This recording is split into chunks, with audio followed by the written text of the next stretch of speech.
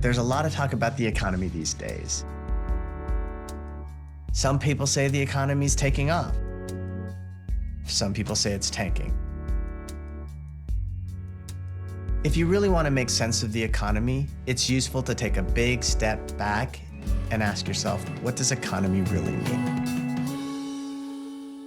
At the heart is this tiny little word, eco, and eco means home. Ecosystem is all of the complex relationships of home. It's all the living things, it's all the people. An ecosystem isn't just the catalog of all those things, it's really the relationships.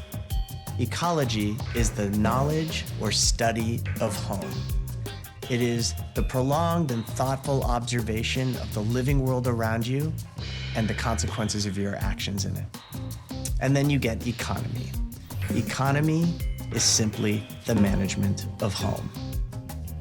So there are three basic pillars that are true for all economies. You need resources. You need land, air, water. You need the living world around you. The second pillar is you need work. You need labor to combine with those resources to produce stuff.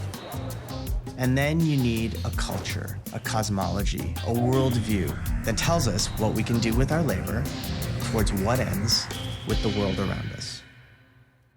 Then what are the pillars of the dominant economy, the economy that's all around us right now? Well, we get our resources through extraction. We forcefully remove them from the earth. We call this the extractive economy because it's extracting labor as well. We don't view labor as its own valuable natural resource to be applied towards the well-being of ourselves and our communities. And the culture, the worldview, is one in which we can have endless and infinite growth that either ignores or denies the real ecological and social consequences. And the rules that govern this economy, with the use of speculation and financial instruments, are towards one very particular end: the accumulation of greater and greater monetary wealth and power. The big corporations are being governed really for the benefit of their CEOs. It's not even for the shareholders anymore. Certainly not for the workers, certainly not for the communities. In the same way that the basis of modern production is extraction from the planet, modern finance is extraction from the larger community towards the financial community, towards the 1%. The system rewards certain people's effort far more than others. This is not only an economic issue about who's getting the money, it's also a racial issue, it's also a class issue. Capitalism has exploited people and often leaves out people of color, immigrants, minority communities, women. At some point, people are like, no, you cannot do that to me and to my community in my home. And therefore, the only way to keep it going is to use force. It's a banks and tanks economy. So the question is, if the extractive economy is what got us into the mess we're in right now, can it get us out?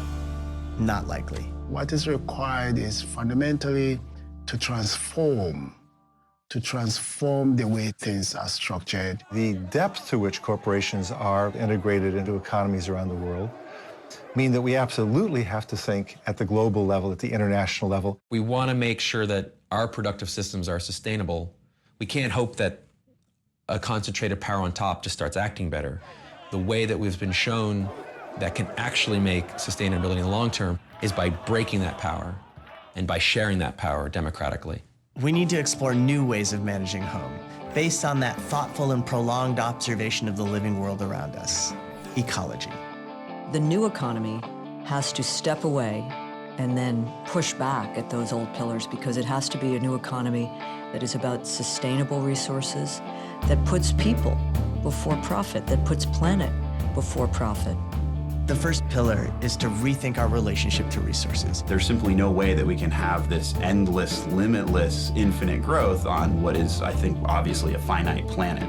The second pillar has to replace the exploitation of human labor with a recognition that all wealth comes through work. And when we take our labor and apply it towards economic well-being, we can create a new cycle that's not based on extraction, but that's based on regeneration. That requires a new third pillar, a new way of imagining our relationship to each other and to home. It's not only possible, it's happening all around us. One of the most inspiring things is that there are people and groups all over the country and the world who are organizing both to meet people's needs and to actually confront the systems that are underneath the crises. Underlying all of it is the small d democracy. I think it could actually change the way things are going to have people actually participating in the decisions that are governing their lives. Any economic transition has to have this notion of restructuring the way we think about ownership. Resources are owned by people, by communities. They are not owned by a corporation. The privatization of resources will have to end. That demands some political muscle, some organizing muscle, and some idea muscle. How do we develop new business models that create more local ownership and more democratic ownership? Not just bringing food into communities, but who owns the stores? Who's processing the food? Who's selling the food to the hospitals and the schools in the communities? We believe that the more people that have access to opportunities to be able to thrive, the better our society will be as a whole. The most basic thing we're talking about is human consciousness, and not in the sense of self-awareness, in the sense of how we behave, how we think, how we understand the world we're in, and how we form relationships. And the extent that we start transforming those understandings and those relationships, that's part of forming the new economy today, here and now. By looking at how we live, we can find how we can live better, more interconnected lives, and simultaneously invest in and build the economy we know we need, and maybe even be happier for it.